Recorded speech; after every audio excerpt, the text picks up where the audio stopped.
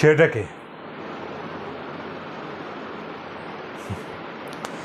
যে বাড়ির দিকে তাকাতে সাধারণ মানুষ চোখ তুলে তাকাতে পর্যন্ত ভয় পায়, সেখানে একটা বাইরের ছেলে এসে আমার বইয়ের ছবি তুলে নিয়ে চলে গেল, আর তোরা কিচ্ছু করতে পারলি না।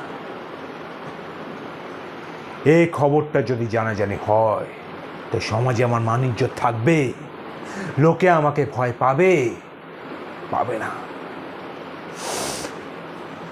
তোদের কাছে 10 মিনিট সময় আছে, যেখান থেকে হোক যেমনভাবে হোক ছেলেটাকে খুঁজে বার করবি, বুঝেছিস?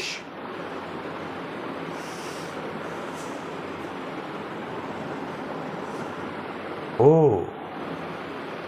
তুই সে হ্যান্ডসাম গাই যে আমার বইয়ের ছবি তুলেছিস? তা ছবিগুলো কেমন হয়েছে দেখা যায়? আরে লোকে তো হেদিয়ে মনে আমার ছবি তোলার জন্য, আমার বইয়ের ছবি তুলতে গেলি কেন? সে জেনেই করিস বা না জেনে, মরতে তোকে হবে। আরে আসুন আসুন, আপনারই তো এই গুণধর ছেলেটার দাদা বৌদি, তাই তো? তা আপনারা জানেন তো যে আপনার ভাই আমার বউয়ের ছবি তুলেছে?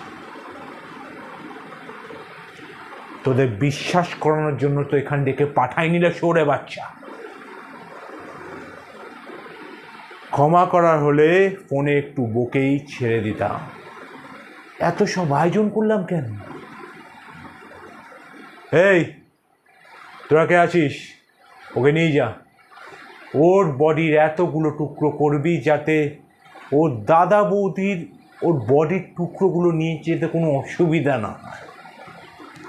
যান, ভাইয়ের বডির টুকরো হবে, যান। আরে সাইজটা বলতে হবে তো, যান বলছি।